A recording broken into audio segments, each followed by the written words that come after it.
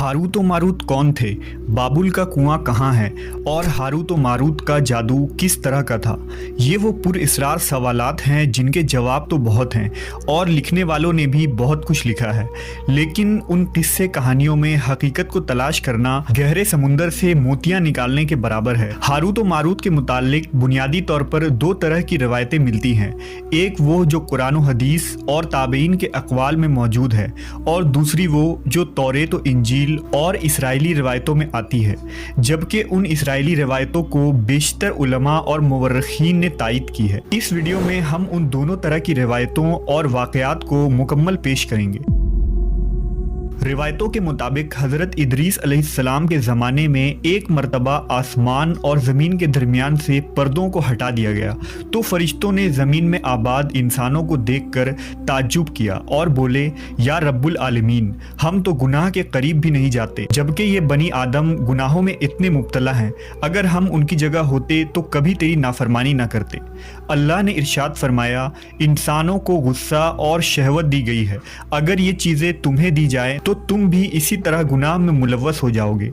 लेकिन फरिश्तों ने कहा, हम ऐसा हरगिज़ न करेंगे। लिहाजा अल्लाह के हुक्म से फरिश्तों ने अपनी जमात में से दो बेहतरीन और इताअत गुजार फरिश्तों को चुन लिया, जिनका नाम हारूत और मारूत था। अल्लाह ने उन दो फरिश्तों में इंसानी फितरत और शहवत डालकर दुनिया में भेजा। वो शहर बाबुल में दो खूबसूरत इंसान बनकर आए और काजी के काम पर मुकर्रर हो गए, जहाँ वो लोगों के दरमियान फैसले किया करते थे। एक दिन उनके पास एक औरत अपना मुकदमा लेकर आई और कहा कि उसका शौहर उसे बहुत परेशान करता है।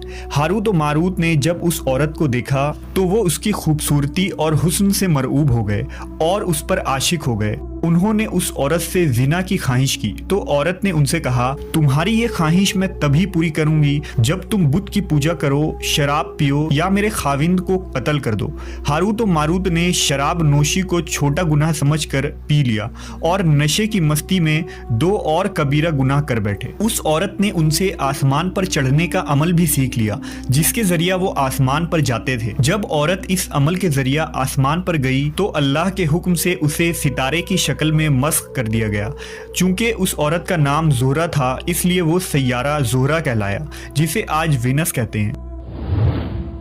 इस गुनाह की वजह से हारूत व मारूत खुद वो इसमें आज़म भूल गए जिसे पढ़कर वो आसमान पर जाते थे और बतौर सज़ा उन्हें बाबुल के एक कुएं में उल्टा लटका दिया गया, जहां वो ता क़यामत यूं ही कैद रहेंगे। ये एक इसराइली रवायत है जिसे इमाम इब्न कसीर और फ़खरुद्दीन राज़ी जैसे मुफस्सरीन अफसाना और मन घड़त कहानी करार देकर सख्ती से रद्द कर देते हैं। वहीं इमाम सयूती जैसे उलमा इस रिवायत को मुस्तनद मानते हैं। हारूत व मारूत और चाहे बाबुल के सिलसिले में एक और रिवायत कसरत से बयान की जाती है, जिसके मुताबिक एक ज़माना ऐसा था जब शहर बाबुल रुए ज़मीन पर तहजीब व तमद्दुन का मरकज़ था। यहाँ के लोग बातिल खुदा की परस्तिश किया करते थे। ये लोग अपनी किस्मत उनसे वाबस्ता समझते थे, इसलिए इल्म नजूम और इल्म फल्कियात में बड़े माहिर थे। उनके बुतकदों में सितारों की पूजा की जाती थी। ये लोग जादू, तंत्र मंत्र, सिफली को बहुत अहमियत देते और इस इल्म के जरिया मुआशरे में खूब फसाद फैलाते थे। ये लोग तिलिस्म, जादू, तंत्र मंत्र में बहुत आगे बढ़ गए। उनमें बड़े बड़े जादूगर मौजूद थे। उनकी तारीखी किताबों में जगह जगह जादू और तंत्र मंत्र ही नजर आता है। उनका जादू दूर दूर तक मशहूर था। मुख्तसर ये कि उस शहर का बाशिंदा होना ही जादूगर होने की अलामत थी। जब हज़रत सुलेमान अलैहिस्सलाम की हुकूमत आई तो आपने उन लोगों को इस शिरकिया अमल से रोका और उनकी सहर और जादू की किताबों को एक जगह जमा करके अपनी अजीम कुर्सी के नीचे दफन कर दिया, ताकि इस फितना अंगेज इल्म का जड़ से खात्मा हो जाए। जब सुलेमान अलैहिस्सलाम की वफ़ात हुई तो शैतान ने उन किताबों को दोबारा खोद कर निकाला और लोगों से कहा कि सुलेमान पैगम्बर नहीं था, बल्कि उन किताबों के जरिया हुकूमत किया करता था। लिहाजा हवा में उड़ना, जिन्नात पर काबू और सुलेमान अलैहिस्सलाम के गैर मामूली मुआजिज़ात दरअसल जादू और सिफली का अमल था। बनी इसराइल ने उसकी पैरवी की और उन किताबों को पढ़ना शुरू कर दिया। लिहाजा दोबारा ये शर अंगेज इल्म इस कौम में सुरायत कर गई। अल्लाह ने सुलेमान अलैहिस्सलाम पर लगाए गए इल्ज़ाम और तुहमत की नफ़ी करते हुए सूरह बकरा में फरमाया है, اور انہوں نے اس چیز کی پیروی کی جو شیطان سلیمان کی بادشاہت کے وقت پڑھتے تھے، اور سلیمان نے کفر نہیں کیا تھا لیکن شیطانوں نے ہی کفر کیا۔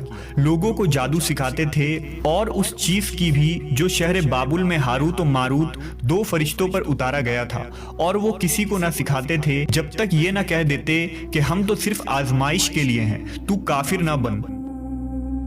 لہذا جب یہ سحر کا علم بابل میں عام ہو گیا اور لوگوں کی تکلیف اور پریشانی کا باعث بن گیا، تو اللہ نے دو فرشتوں کو انسانی صورت میں مامور کیا کہ وہ جادو کے عوامل اور اسے باطل کرنے کا طریقہ لوگوں کو سکھائیں تاکہ وہ جادوگروں کے فساد اور شر سے محفوظ رہ سکے۔ لیکن یہ تعلیمات غلط مقصد کے لیے بھی استعمال ہو سکتی تھی۔ حالانکہ وہ فرشتے لوگوں کو تنبیہ کرتے تھے اور ان کے لیے صراحتاً کہتے تھے کہ یہ تمہارے لیے ایک طرح کی آزمائش ہے، لیکن پھر بھی وہ لوگ ایسے کاموں میں پڑ گئے جو انسانوں کے لیے ضرر اور نقصان کا باعث تھا۔